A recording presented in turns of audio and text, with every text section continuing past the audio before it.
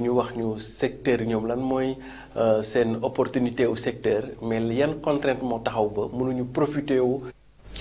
voilà mu ngoog xam ngeen ko di président góorgóorlu yi di Siré Sy xam ngeen ni mercredi bu jot ci waxtu wi dañuy taxaw ci interrogation di ay laaj yu bëri yoo xam ne dafay samp ci penc bi te loolu yëpp dafay dellu ci li nga xamante ne moo doon actualité moo xam ci semaine bi nga xamante ne ñu ngi ci jamono ji lépp rek ñeel li nga xamante ne ñëpp xam nañ ko te ñu koy waajal mooy élection présidentielle yi nga xamante ni ñu ngi ci fas yéene soobu 2024 lay doon incha allah. di fii ak ñeenti weer gën kaa néew ñu fas yéene ci taxaw incha allah gën koo yaatal ànd ak président Siré Sy mi nga xamante ne jamono bu nekk dañuy ànd ci jotaay bu ni mel dinañ taxaw nag ci parenthèse bi nga xamante ni def na également actualité diggéem ak kii di Malick Gakou lawoon ca confrontation beeg audition ba ak fa mu mujj xam ngeen ni démb sax ci li ñuy defal bi ñu amal jotaay jot nañoo am lenn ci lu ñu jukki ca la nga xam te ne moo tukkee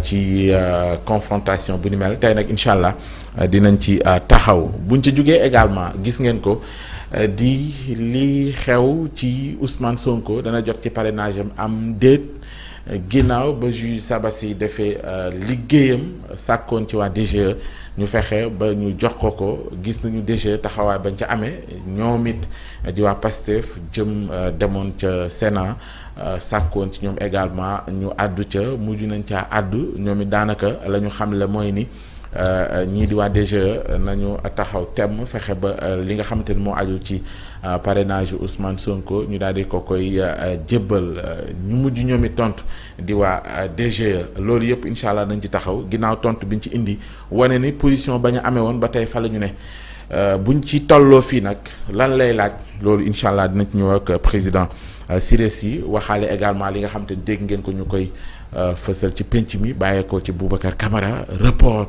consensuel la wax ci élection présidentielle yu ñu jëm ndax jàpp na liy feeñ yëpp ak li ko jiitu wane wut ni war nañoo mën a dem ci ay élections yoo xam te ne ni ko ñëpp bëggee noonu lay amee am na acteurs yu jàpp ni loolu mënta am na ñeneen également yu fësal yeneen position lan mooy position góorgóorlu yi ci question bu ni mel am na lu yaatu luñ ci fas yéene fësal te incha allah dina ci ñëw du ñàkkit dinañ ci boole immigration irrégulière ak it la muy feeñal ci ñi nga xam te ñoo ci ñàkk seen bakkan incha allah ak yeneen ci ay ponk dinañ ci ànd ak président Siré Sy gën ko yaatal maa ngi lay nuyu baax kilifa gi.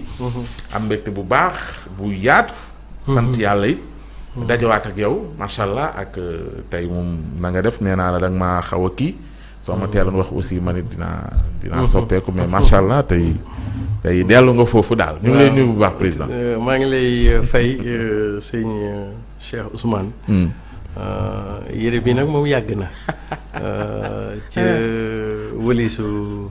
daaw ya talaata daawaat yi géej gala woon yàgg na lool sax waaw di la nuyu di la ziar. yàlla na nuyu ziar. di nuyu sénégalais yi nekk ci biir réew mi. di nuyu aussi sénégalais. yi nekk ci bitim réew. di nuyu aussi ñëpp ñuy teewlu. sans limite. sans limite ñu ngi leen di nuyu bu baax comme ni nga ko waxee rawatina sénégalais yi nekk ca bitim réew dañuy bind saa su ne. di wax ak ñun également di rafetlu liggéey bi nga xamante ne mu ngi am fii ci sans limite ñu ngi leen di gërëm bu baax rawatina sénégalais yi nga xam ñoo nekk fii ci bitim réew Siré démb ju ñu nañ ko bi nga génnee woon ca dikk am na luñ ci jotoon wax yàlla def na jàmm am na. loolu mooy information bu njëkk que ni plainte ba moom retiré na ko moom Malick Gakou mais déjà dem bi ak na nga yeggee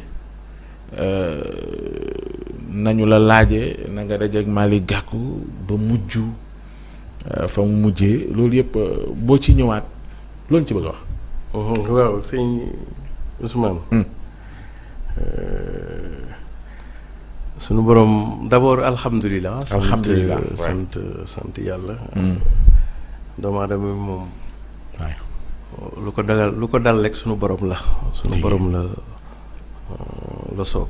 lu ko dalul it. sunu borom la soob. loolu dëgg la. effectivement damay faral di tooñ.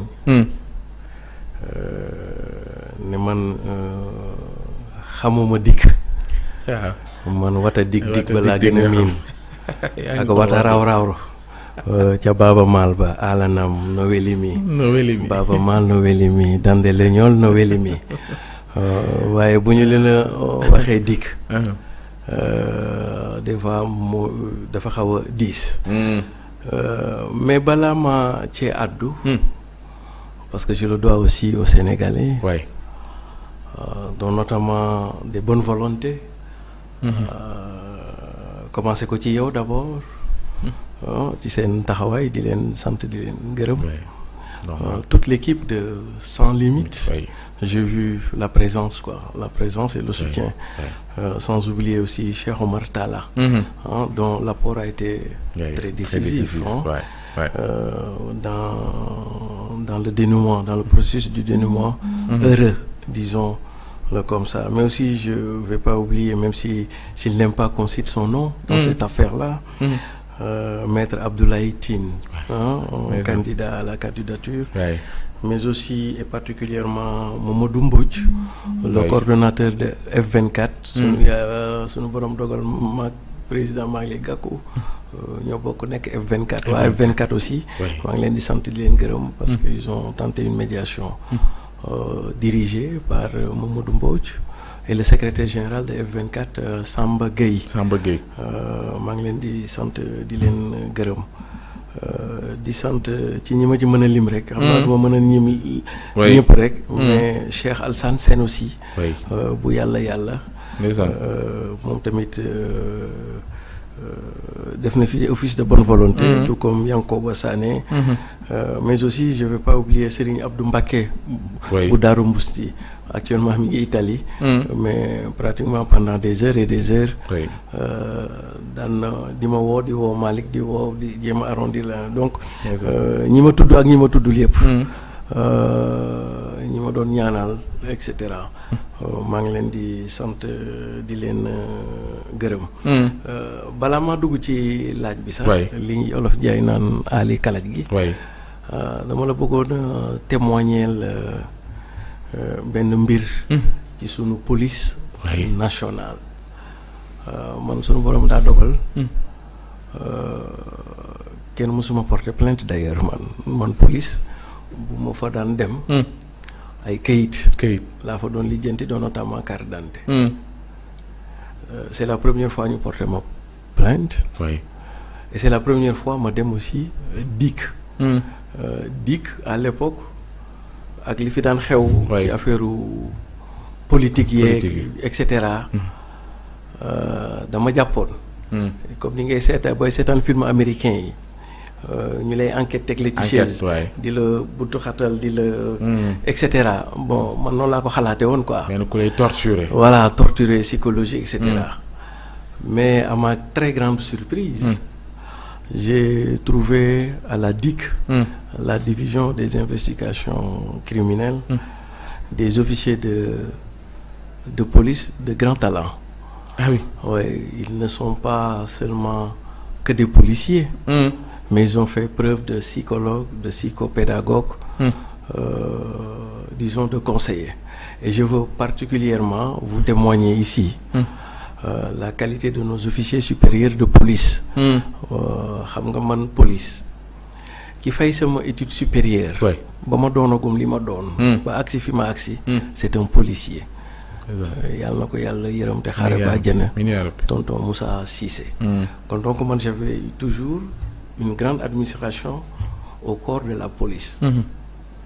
Mais dem bi ma dem DIC ça m'a permis de découvrir la police de l'intérieur parce que je ne connaissais la police que de l'extérieur. En découvrant la police de l'intérieur je peux témoigner aux Sénégalais qu'on a une police au niveau de ces officiers supérieurs de grands hommes. Il y a un niveau intellectuel très dense, mais c'est pas seulement le niveau intellectuel, mais la capacité qu'ils ont à li Ndongo doon wax. On a une police de puceau, mais non pas une police de lancette. c'est-à-dire dañu am police boo xam ni dafay ñaw plutôt que benn police boo xam ni dafay dagg la di tàqale. te dérouler événement yi. dinaa ci ñëw après moo la koy wax. c'est-à-dire que tout en étant très à cheval sur les principes du droit. Les officiers supérieurs de police, dont notamment celui qui m'a auditionné, le commissaire Mbaye Diouf, que je remercie au passage, mais tout comme le commissaire Adramé, qui de temps en temps, très bien, Adramé Sarr, qui de temps en temps passait au bureau pour apaiser un peu les tensions. Vraiment, bu ñuy wax ay psychologue dëgg. ay psychopédagogue. ay nit ñu xam àdduna. jàppal police la dama doon tooñ xam nga ñoom ñaar ay séeréer nañu. kii Diouf la sant kii Sarr la sant.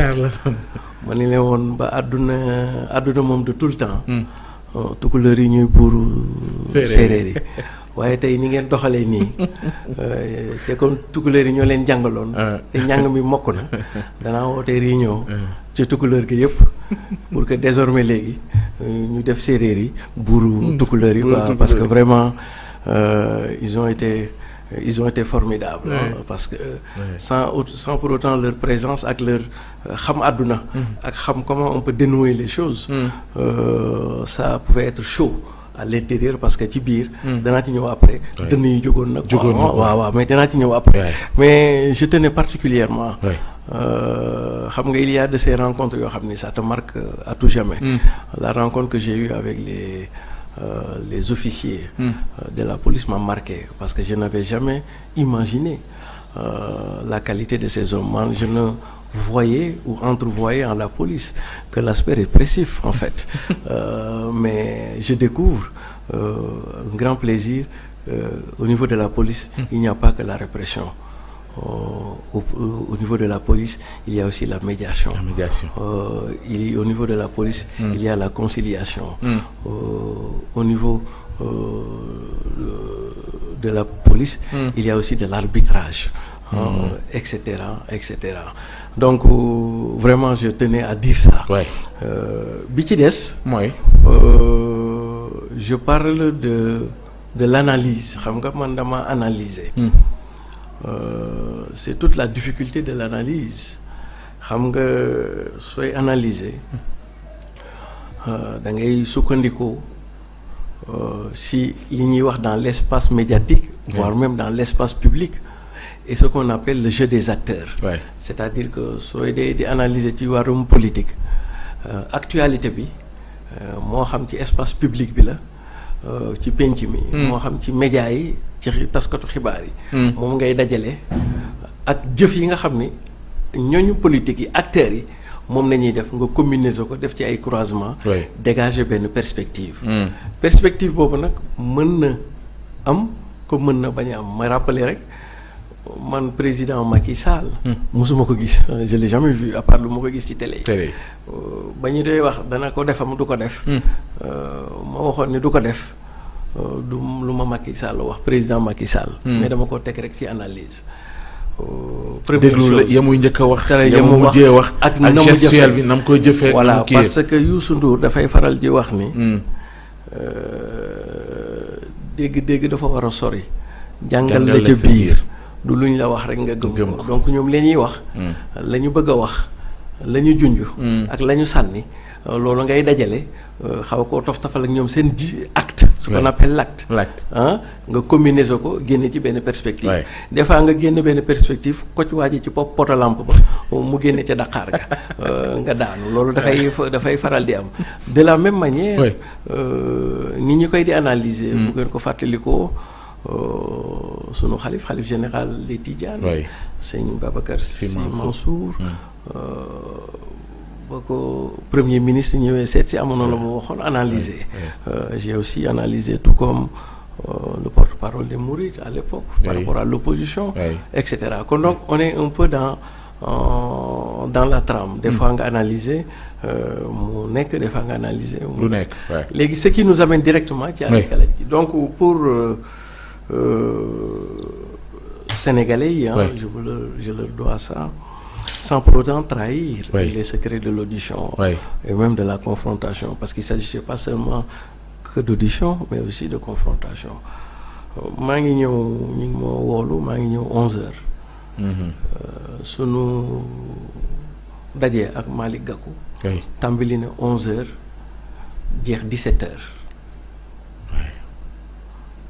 man baa ñëwee 11h ba 13h dañu maa déglu. loolu mooy audition. wax laaj ma ci li ñu may tuumaal li tax ñu porté ma presse.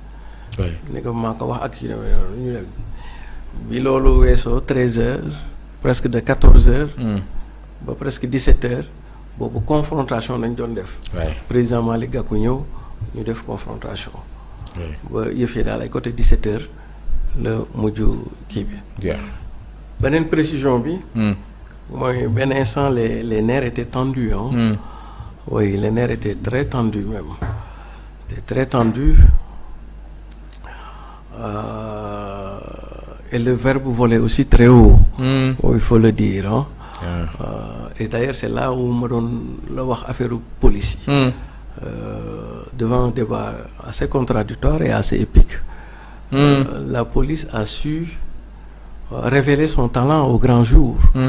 À telle enseigne que de presque 16h à 17h ku ñëwoon fekk ñëw maag président Malick Gakou ci bureau commissaire ca nañ doon waxee. diggante heure yi ko jiitu. ak dernière heure ba nañu doon waxee da nga naan sunu borom rek a mën. waaw parce que début bi c'était assez tendu. mais mujj gi dem nañ bay waxtaan quoi.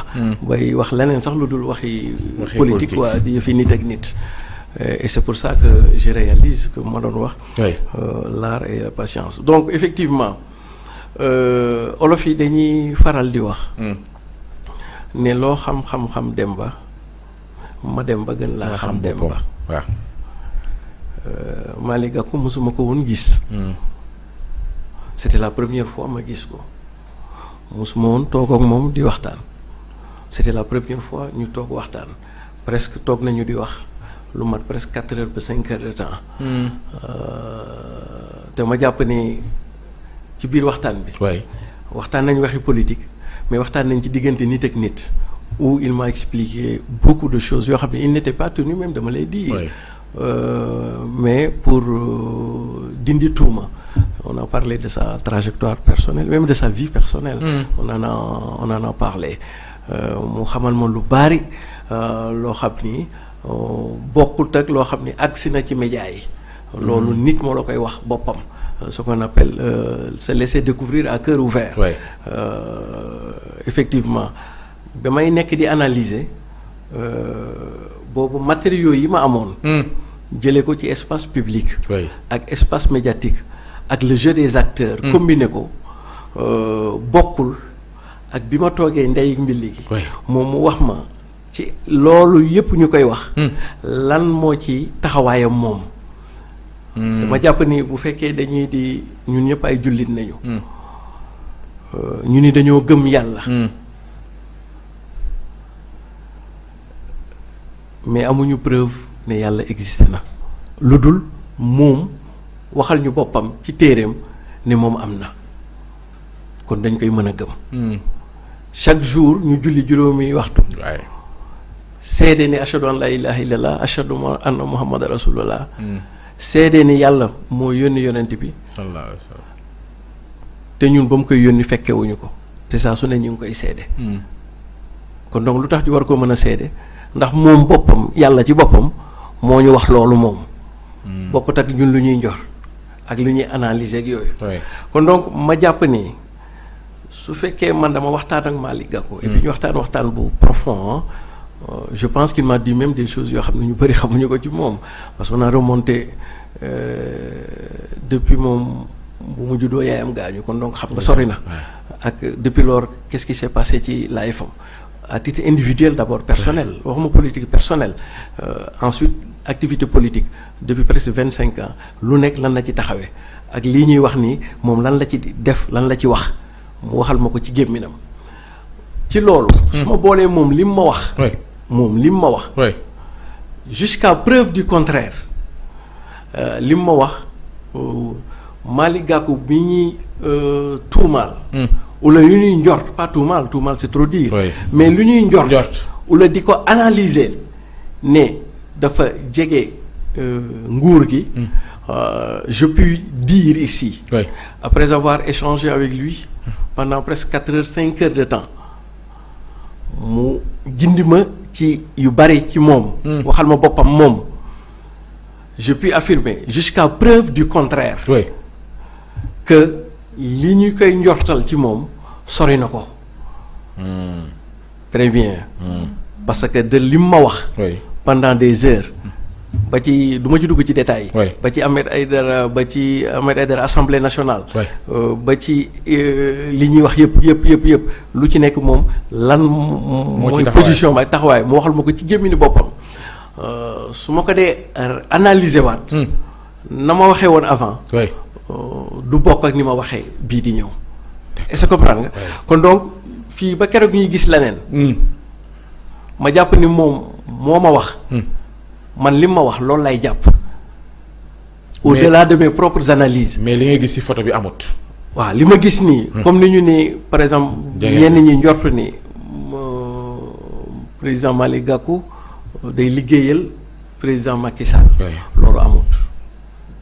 su ma sukkandikoo. ci moom li mu ma wax. comprendre nga. maintenant analyser nag mën nga gis ay actes ay mots ay presse yu ñu wax. nga interpréter ko te fekk lu mu nduru ute nag la mu doon. kon ma jàpp ni peut-être Malick Gakou bi ma toogal waxtaan. dafa am ci moom li muy nduru ak la mu doon. li muy nduru moom la nit ñi doon wax ne jege na président Macky Sall. mais ba ma waxtaanee ak moom ba pare jàpp naa ne li mu doon mooy. ku réeroog président Macky Sall la man mii la réeroowul xam nga maa ngi koy faral di tooñ maa ngi koy tooñ sax ne ko en tout cas de nit ñu bëri. nii nañu xalaatee. parce que nous en général les analystes chroniqueurs dañuy relayer rek. li askan bi di wax mais on en a amuñ ci benn mérite en fait. li ñuy wax ni nit ñuy déglu sax ñoo ñu ko gën a xam. et d'ailleurs souvent nit ñi ñuy woo di ñu defal analyse.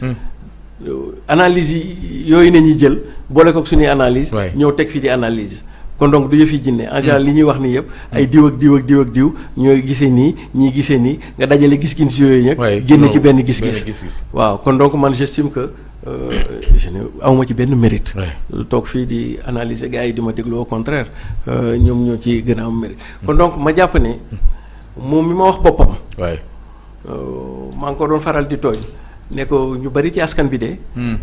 dañoo jàpp ne nguur gi nga gën a jubu danaa génn nag comme waxtaan na ak yow ba pare. te loo xam-xam dem ba. ma dem ba gën laa xam boppam. loo xam Malick Gakou ci ay analyse ce que les médias ont dit. ce que et cetera bokkut ak li la Malick Gakou ndey mbilig yi boppam wax. maa ngi koy faral di tooñ ne ko nag lay gaay a njort. bis bu ñu demee ba mu am. du ma la dàq rek yem ci mais dama lay daxee xam nga luy daxee. mooy bu ma lay dàq. boole ci ay xeer ak i yat ak i dóor xam nga su ma la dàqee moom dama lay dàq rek. ngay daw ma topp sa ginnaaw di daw.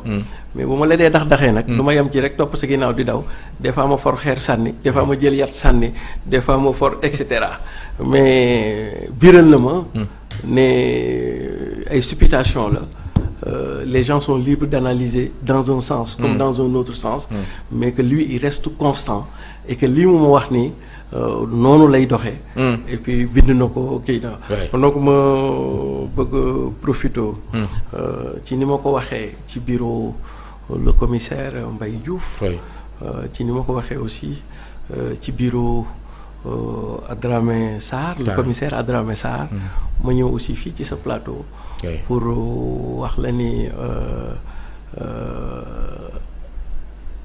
lu bari lu ñuy njort ci Malick Gakou